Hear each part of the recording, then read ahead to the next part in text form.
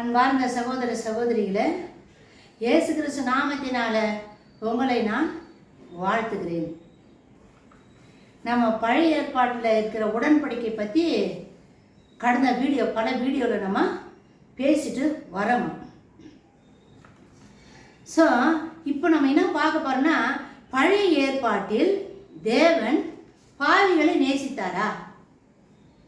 பழைய ஏற்பாட்டில் கடவுள் எல்லார்கிட்டையும் பாவம் இருக்குத்தான், பாவம் கழுவப்படலை.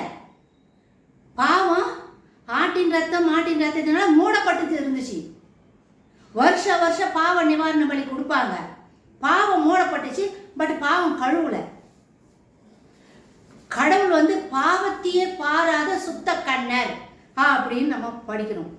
அவர் பரிசுத்தர், அவர்கிட்ட பாவம் கிடையாது. ஆனா அப்படி இருக்கிற தேவன் பாவம் செஞ்ச மனுஷனோடு கூட பேசுவாரா? ஏன்னா மனுஷனுக்குள்ள பாவம் இருக்குதே, அவர்கிட்ட பாவம் கிடையாது. அப்படி இருந்தா கடவுள் பேசுவாரா அப்படின்னு கொஸ்டின் வரீங்கள. இப்போ பழைய ஏற்பாட்டிலேயே கடவுள் பாவம் செஞ்ச மனுஷனோட கூட பேசி இருக்கிறார், உரையாடி இருக்கிறார்.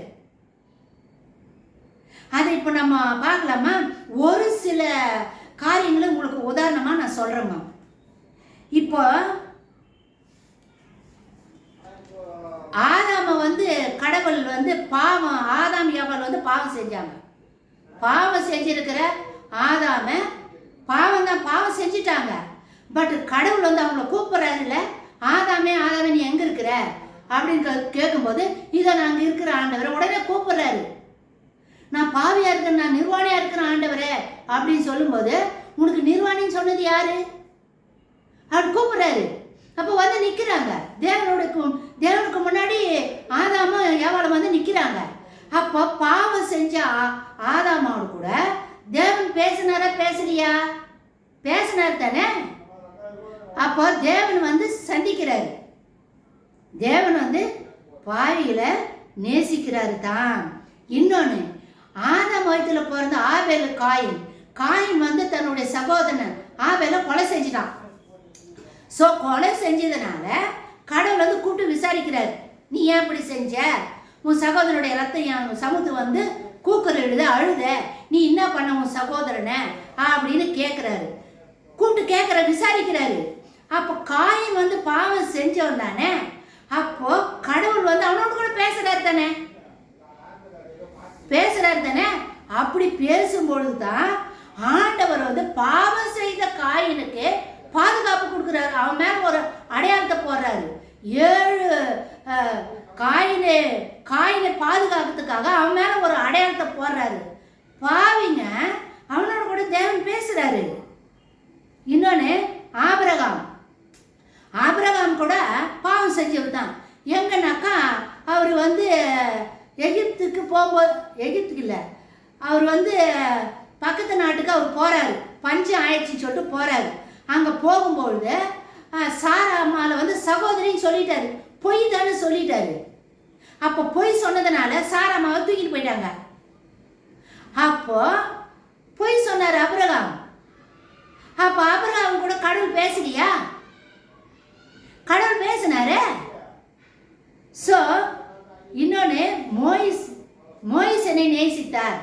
மோயிசன் பார்வோன் எகிப்தில் பார்வோன் மன்னன் கிட்ட 40 வருஷமா அங்கே இருக்கிறாரு. அந்த எகிப்தில் இருக்கிற ஒரு ஆளை கொலை செஞ்சிட்டான். யாரு? மோயிசன் கொலை செஞ்சிட்டாரு. ஸோ இந்த விஷயம் பார்வோனுக்கு தெரிஞ்சு போச்சு அப்படின்னு சொல்லிட்டு ஒடையாந்துடுறாரு. ஒடையாந்துட்டு பிறகு அவர் பாலைவனத்தில் ஆடு மாடு மேய்ச்சிட்டு சொல்ல ஆண்டவர் அவனோடு கூட பேசுறாரு. கொலைக்காரங்க, மோயிசன் கொலைக்காரன், பட் அவனோடு கூட கடவுளை கூப்பிடுறாரு வா அப்படின்னு. எங்க முச்செடியில பற்றி எரியும் போது கூப்பிடுறாரு வான்னு. அப்ப கடவுள் பாவம் செய்து மனுஷன் பாவம் செஞ்சு இருந்தா கூட மனிதனோடு கூட கடவுள் பேசுறாரு தானே. ஸோ இன்னொன்னு, யாக்கோபை நேசித்தார்.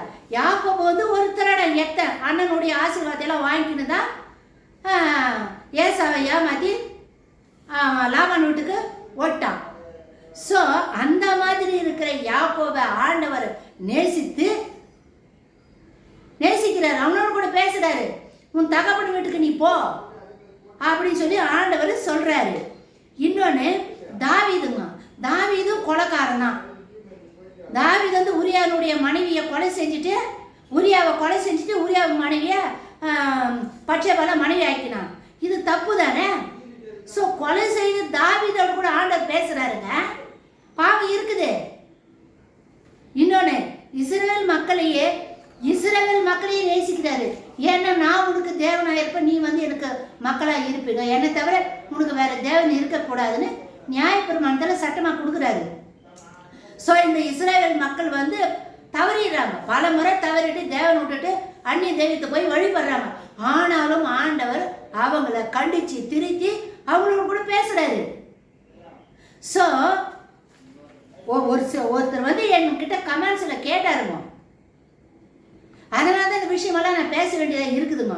ஸோ பாவிகளோடு கூட கடவுளால் பேச முடியும். அவர் பரிசுத்தர் தான். இதெல்லாம் பழைய ஏற்பாட்டில் பாவம் கழுவப்படாத இருக்கிற மக்கள் மத்தியில் பாவம் அவங்க செஞ்சவங்க, இவங்கெல்லாம் பாவம் செஞ்சவங்க, இவங்களோடு கூட கடவுள் உறவாடினாரு. அப்படின்னா புதிய ஏற்பாட்டில் வாழற நம்மளோட கூட இயேசு கிறிஸ்து ரத்தத்தினால கழுவப்பட்ட நம்மளோடு கூட நம்மளை நீதிமான ஆக்கி இருக்கிற நம்மளோடு கூட ஏன் தேவன் பேச மாட்டாரு? ஏன் பேச மாட்டாரு? பேசினாரா? கடவுள் கூட பேசினாரா அப்படின்னால கமெண்ட்ஸில் கேட்குறீங்கல்ல. இப்போ பழைய ஏற்பாட்டிலே ஆண்டவர் பேசினாருங்க, புதிய ஏற்பாட்டில் ஏன் பேச மாட்டாரு? உங்களுடைய அவிவிசுவாசம். உங்களுக்கு அந்த அளவுக்கு வேதத்தில் இருக்கிற அந்த வெளிச்சம் இன்னும் தெரியல. நீங்க நீதிமானா இருக்கிறீங்கன்றது உங்களுக்கே தெரியல. ஸோ எனக்கு தெரிஞ்சிருக்குதுங்க. ஸோ பழைய ஏற்பாட்டில் எத்தனை பாவிகள் ஆண்டவர் நேசிக்கிறாரு. இன்றளவும் கடவுள் பாவத்தை நேசிக்கல, பாவி நேசிக்கிறார். பாவத்தை ஒரு நாளும் அவர் விரும்ப மாட்டார். பாவிகளை நேசிக்கிற தேவன் தான். இன்னைக்கும் கூட பாவம் செய்திருக்கிற மக்களை தேவன் நேசிக்கிறார். தவறான சிந்தனையில் இருக்கிற இந்த எண்ணங்கள் தயவு செய்து எடுத்து போட்டுருங்க. பரிசுத்தமாக இருக்கிறவங்க கிட்ட தான் கடவுள் பேசுவாரு அப்படின்ற சொல்ற கருத்து பொய். கடவுள் எல்லார்கிட்டையும் பேசுறாரு. பாவம் செய்தவங்களோட கூட கடவுள் பேசுறாரு. பவுல் வந்து அவன் வந்து ஒரு ரவுடி தானே. புதிய ஏற்பாட்டில் பவுல் வந்து ஒரு ரவுடி. எத்தனை பேரை கொலை செஞ்ச, எத்தனை கிறிஸ்துவர்களை அடக்குமுறை ரவுடிதனம் பண்ணாரு இல்ல, அந்த ரவுடியே சந்திச்சாருங்க.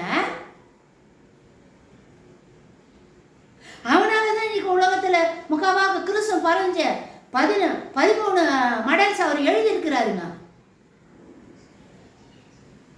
ஸோ இல்லாதவையிலிருந்து இருக்கிறது போல அழைக்கிற தேவன்.